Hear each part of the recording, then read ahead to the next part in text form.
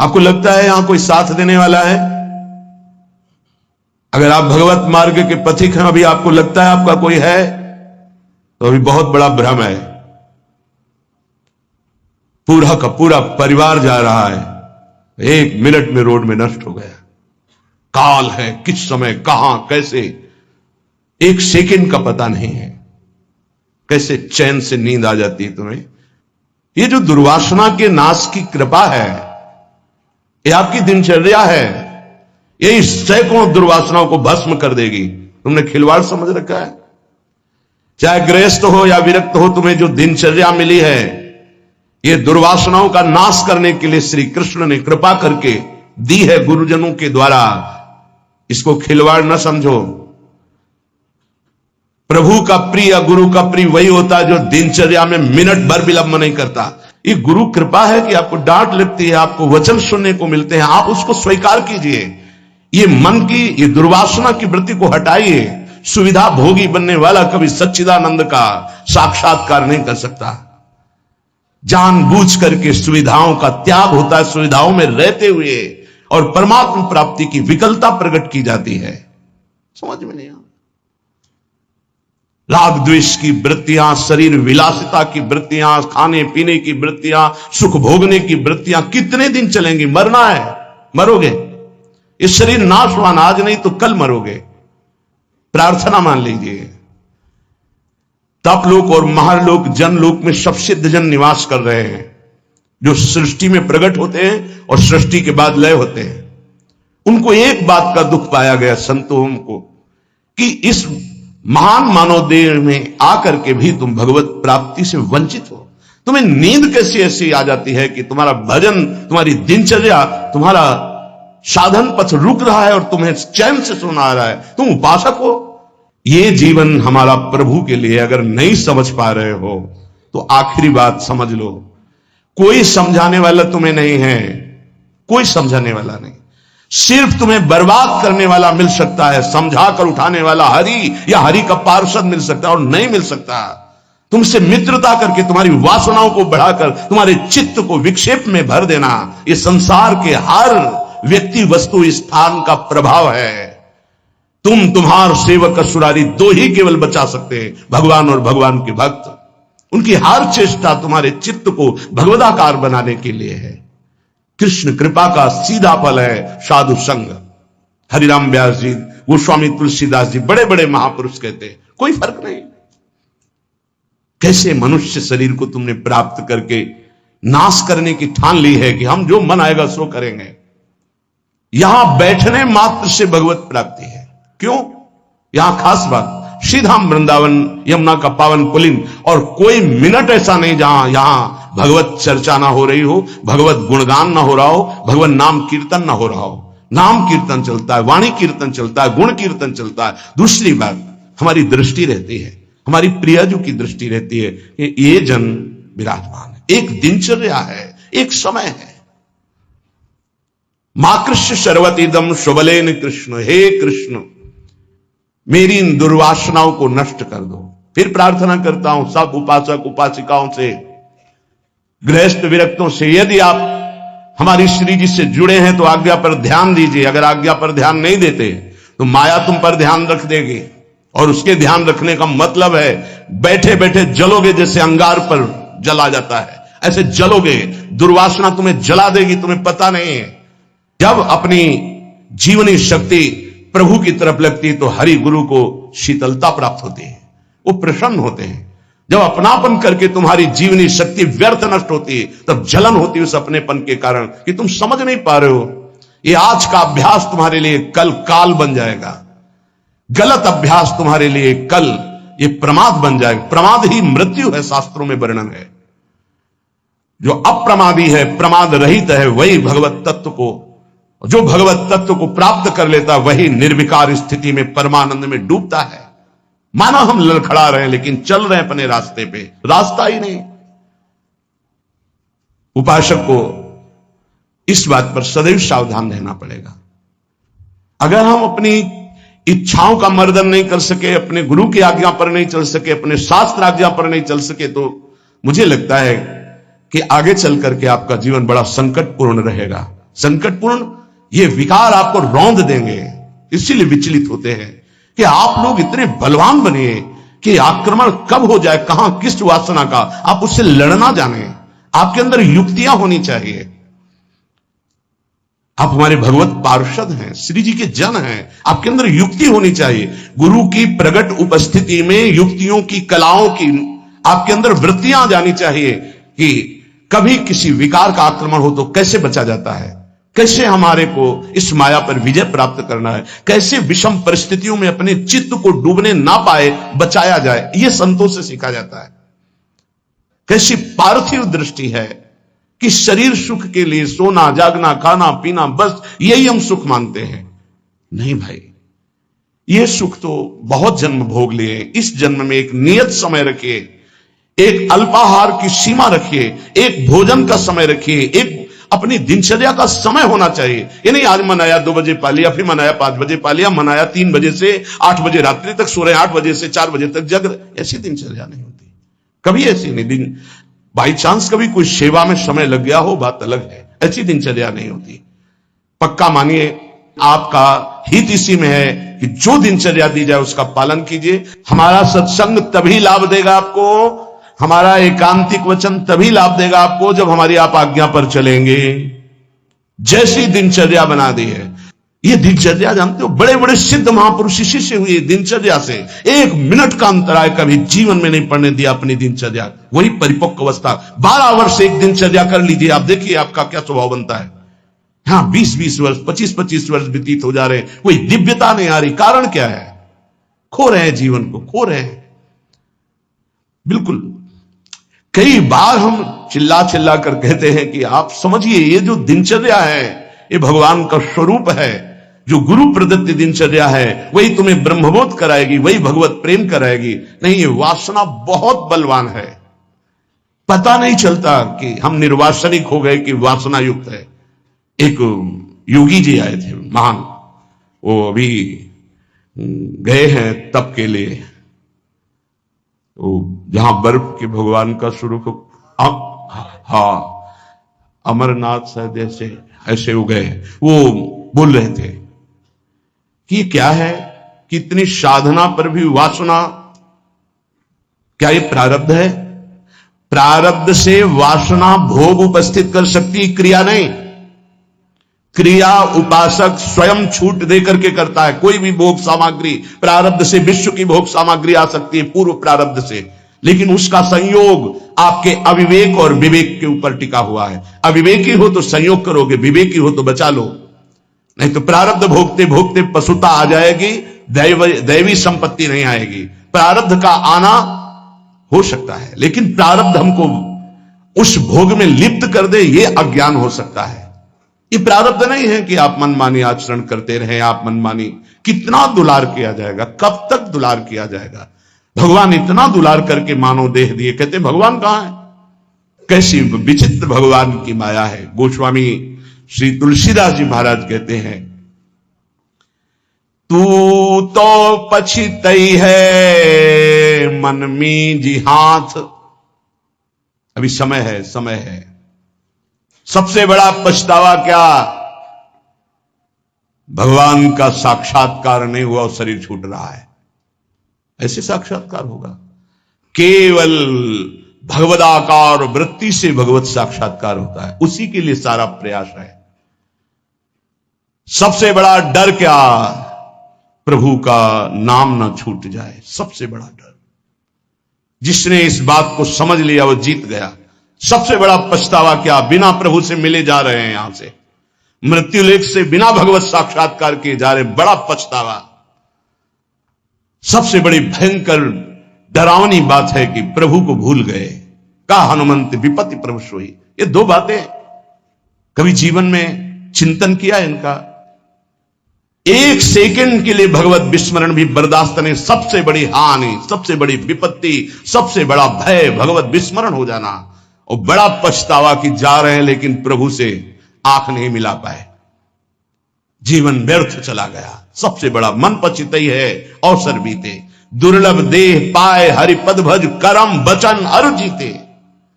ए सुत बनितादि जान स्वार्थ रत ना करुणे सभी ते अंत ही तो ही तजेंगे पामर तू न तजय बही ते। जानते भी नहीं हो कि पुत्र कौन बनाए, पुत्री कौन बनाए, पत्नी कौन बनाए, पति कौन बनाए। ये बस 40 50 60 वर्ष का संयोग, इसके बाद कितना है 40 50 60 वर्ष। ब्रह्मलोक में एक सुई लेकर कमल के दल को छेद तो यहां 1 वर्ष हो गया, अगर 60 बार वहां से छेद दिया तो पूरा जीवन चला गया। कितना समय है। ऐसे ब्रह्मा भी जिससे भयभीत रहते हो काल चक्र भगवान का है। ऐसे भगवान की प्राप्ति नहीं की तो भटकते रहोगे अनंत योनियों में। तो तू पछितई है मन मींजी हाथ, ये प्रक्रिया होती है, पूरा जीवन व्यर्थ चला गया। भयो है सुगम तो को अमर अगम तन, समुझी धोकत खोवत अकाथ। तो तू पछितई है मन मींजी हाथ, सुख साधन हरि विमुख वृथा, जैसे श्रम फल घृत हित मथे पाथ। यह विचारी तजी कुपथ कुसंगति, चलि सुपंथ मिली भले साथ। तो तू पछितई है मन मींजी हाथ। ऐ मन, तू पछताएगा बाद में, हाथ मसलेगा, तेरे कुछ कब्जे में नहीं आएगा, हाथ में नहीं आएगा। तुझे देवताओं के लिए भी दुर्लभ मानव देह मिली। भयो है सुगम तो को अमर अगम तन, अमर कहते देवताओं को, देवताओं से भी श्रेष्ठ तेरे कोई मानव देह मिली। समुझ धोकत खोवत अकाथ, और ये मानव देह मिली थी भगवत प्राप्ति के लिए। क्या समझ करके तूने भगवत विमुख जीवन व्यतीत करने का निश्चय कर लिया? क्या तुझे मिलेगा? कौन सा कार्य तेरा बन जाएगा? रोज आयु क्षीण हो रही है, लोग जन्मदिन मना रहे हैं, आज बर्थडे, तुम्हें पता नहीं 365 दिन मिट्टी में मिल गए। अगली श्वास है कि नहीं है कोई भरोसा नहीं। न नाम कीर्तन, न भजन, न भगवत चिंतन, और 1 वर्ष व्यतीत हो गए, न भगवत साक्षात्कार हुआ। तो हमें तो लगता है 1 वर्ष व्यतीत होने के बाद भगवान नाम कीर्तन करके, भगवत प्रार्थना करके रोना चाहिए कि नाथ 1 वर्ष गए, अगला वर्ष हमारा आपके दर्शन योग्य हो जाए, आपके चिंतन योग्य हो जाए। तू तनिक भी चिंता नहीं कर रहा, व्यर्थ क्यों अपने जीवन को बर्बाद कर रहा है? जहां नाम जप नहीं है, भगवत समर्पण कर्म नहीं है, आज्ञा का पालन नहीं है, तो खिलवाड़ आप अपने जीवन से स्वयं कर रहे हैं। सुख साधन ये बहुत बड़ा साप है। हमारी बात समझ में नहीं आएगी, लेकिन आपसे प्रार्थना करते हैं, जो साधक सुख सुविधा से भजन करना चाहता है वो भूल जाए कि वो भजन करेगा, भगवत प्राप्ति करेगा। दुख और असुविधा भगवत प्राप्ति के मार्ग पर ऊपर चढ़ाती है। सुख और सुविधाओं का भोक्ता कभी भजनानंदी नहीं हो सकता, कभी नहीं। हां, वृत्ति भगवदाकार हो गई, अगर उसे सिंहासन में बैठा ला जा, महलों में रखा जा, कोई फर्क नहीं पड़ने वाला। महलों में रखो चाहे झोपड़ी में वास दो, एक स्थिति होती है। अगर भगवदाकार वृत्ति करनी है तो एक सीमा में अपने जीवन को बांध ले। इतना आहार, ऐसे शयन, ऐसे अपने जीवन को, विश्व में किसी भोगों की कमी नहीं है। जब तक भगवदाकार वृत्ति ना हो तब तक सुख सुविधाओं को नहीं। भूम शयन वलकल वसन, जैसे शास्त्रों में वर्णन आता, तो चलो वलकल वसन की जगह कौपीनवंता खलु भाग्यवंता, मार्किन की कौपीन, मार्किन नीचे वसंग ढकने के लिए, आहार के लिए अल्पाहार, रात दिन भजन, भूमि शयन, जमीन में आसन लगा, चटाई बिछी। 50 साधक ऐसे हैं, उनके कमरे में जाओ तो कुछ है ही नहीं, एक चटाई बिछी हुई बस, एक अचला लंगोटी टंगी बस, वो भी तो साधक है। आहार जो श्री जी के द्वारा प्रदान हुआ, आकाश वृत्ति से आता है। आकाश वृत्ति परम पवित्र निर्मल, जैसे आकाश का जल निर्मल होता है, ऐसे आकाश वृत्ति जो आ गया उसी से भरण पोषण हो रहा। याचना नहीं, संकेत नहीं, जो प्रारब्धवशात श्री जी की कृपा से आ गया उसको अपने उदर में डाला।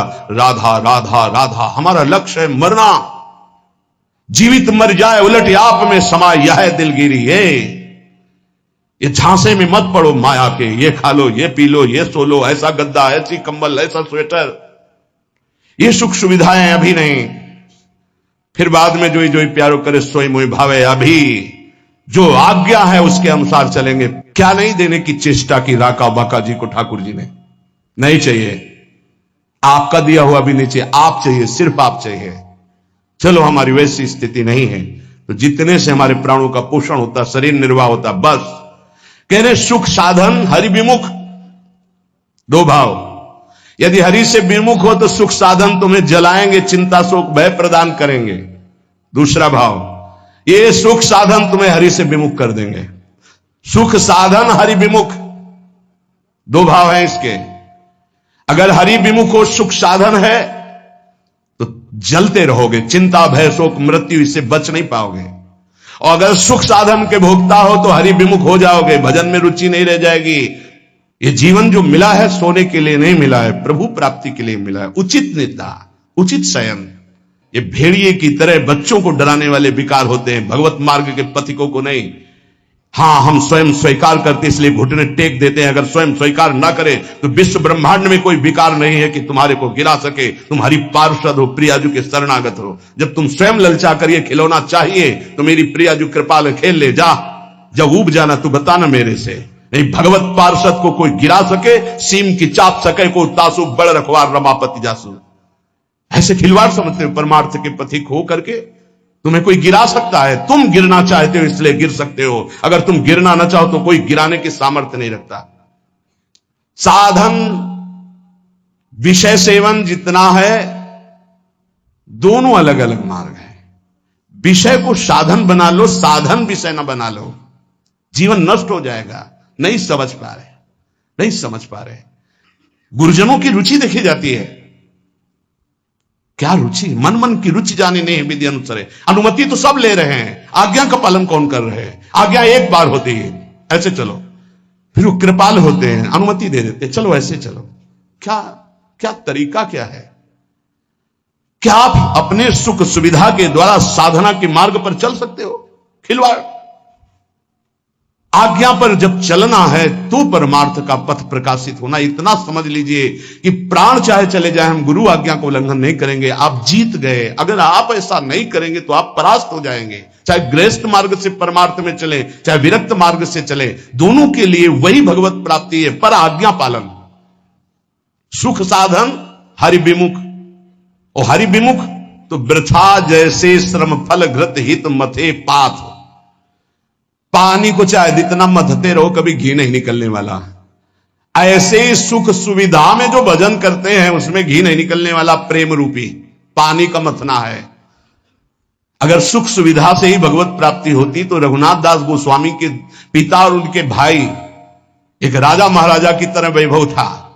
जब उनको स्कूल पढ़ने के लिए भेजा जाता था तो 4 साथ में अंग रक्षक और पालकी में बैठ के जाते थे, पूज्य श्री रघुनाथ दास गोस्वामी जी। लेकिन जब महाप्रभु चैतन्य देव के नाम कीर्तन को सुना तो हृदय व्याकुल हो गया कि जीवन का लाभ तो यही है। महाप्रभु ने अनुमति नहीं दी, नहीं तुम अभी पिता के घर में रहो। उनका अब भागे जगन्नाथपुरी गए। महाप्रभु के समय भूख प्यास सब सहते हुए पिता को जब पता चला कि अब वो नहीं आएंगे तो वैभव भेजने लगे। रसोईया सब सेवक, कोई सेवा स्वीकार नहीं की और जगन्नाथ जी के गेट में खड़े होकर जो भिक्षुकों को मिलता वो पाते। ये हम प्रभु के लिए निकले हैं, प्रभु के लिए हम तड़पे, कभी रोए, कभी कुछ समझ में आवे कि भगवान के लिए, प्रियाजू के लिए आपके हृदय में कुछ है तब तो। नहीं तो हृदय जलता है कि कुछ मतलब नहीं प्रियालाल से, उनकी चाह ही नहीं है तुम्हारे अंदर। तुम्हें है कि तुम भजन बढ़ जाए, प्रियाजू के लिए रोना बढ़ जाए, प्रभु के लिए प्राण समर्पित हो जाए। ए भाई, ये है जीवन का लाभ, ये है साधन सुख हरि विमुख वृथा जैसे श्रम फल घृत हित मथे पाथ। पानी मथरो जीवन भर तो एक बूंद घी नहीं निकलेगा। ऐसे सुख सुविधा का भोगी मानता है कि मैं साधन कर रहा हूं, जीवन में कभी प्रेम घृत या ब्रह्मबोध घी नहीं निकलने वाला।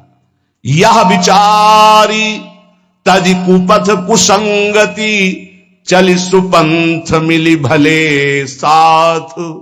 ऐसा विचार करके ये सुख सुविधा का भोग करना कुपंथ का मार्ग है, ये कुसंगति है।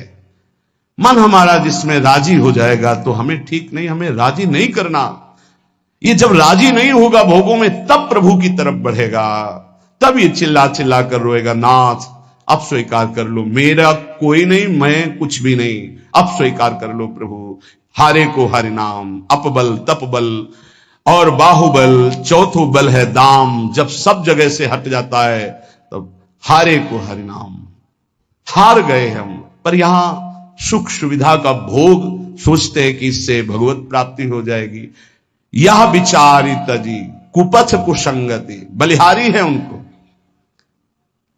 अर्थ का बल होता है बैंक बैलेंस का, भगवान का भरोसा नहीं रहता, बैंक बैलेंस का भरोसा रहता है।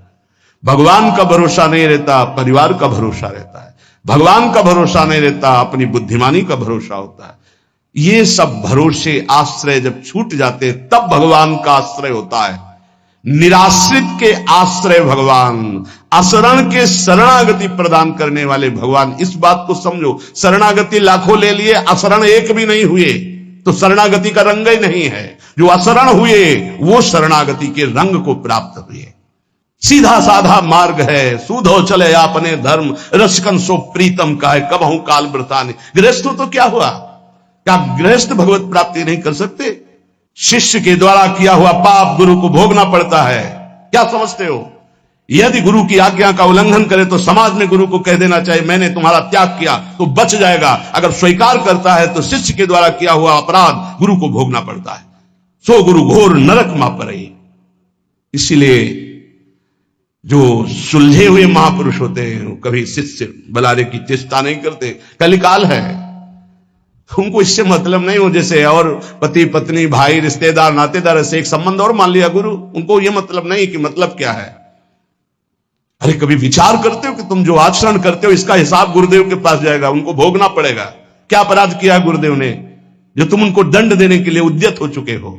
यह विचार तज कुपथ कुसंगति चल सुपंथ मिली भले साथ। भले कौन है?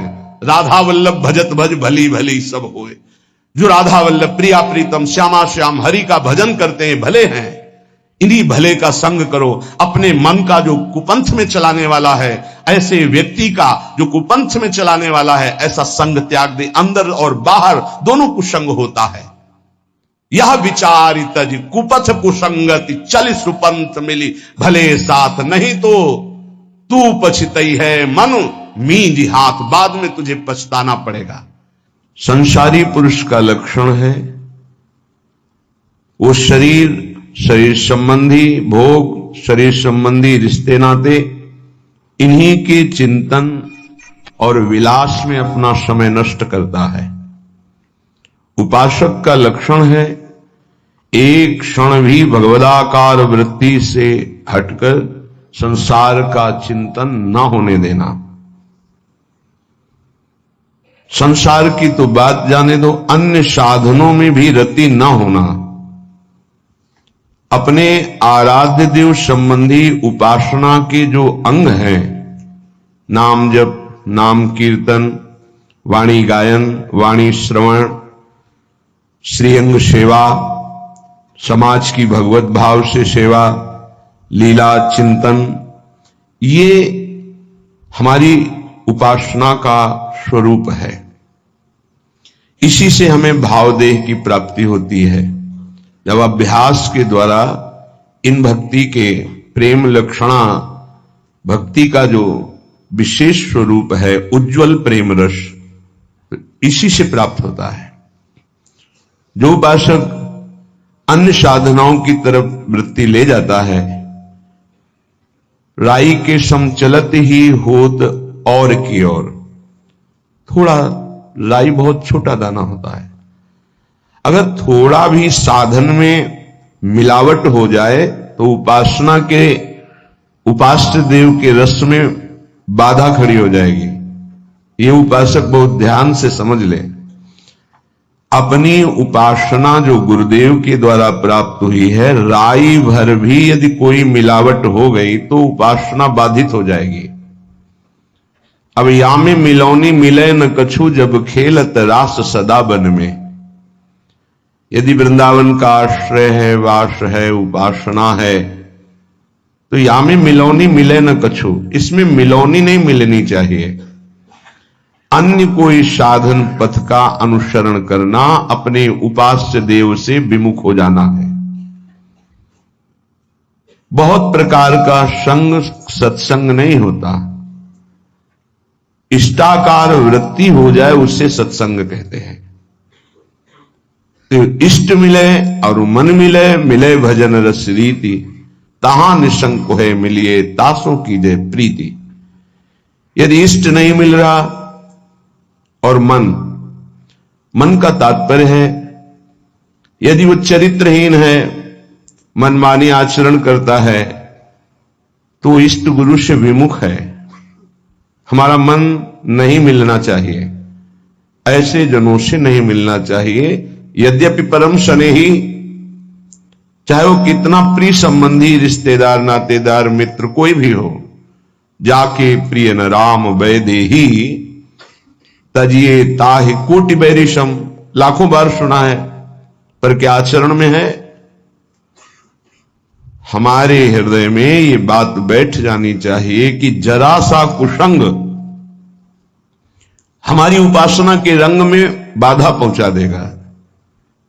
एक ड्रम दूध हो और एक खटाई की फांक छोड़ दो, सब फट जाएगा। उपासना दुग्ध जैसी निर्मल, पौष्टिक, स्वादिष्ट, पवित्र, स्वरूप बोध कराने वाली, जरा सा कुसंग हो जाए हट जाएगी। उपासना की वृत्ति हट जाएगी, जो भाव का स्वरूप बन रहा था वो फट जाएगा। जैसे एक खटाई की फांक पड़ते ही एक ड्रम दूध पूरा फट जाएगा। ऐसे कपट व्यवहार करने वाले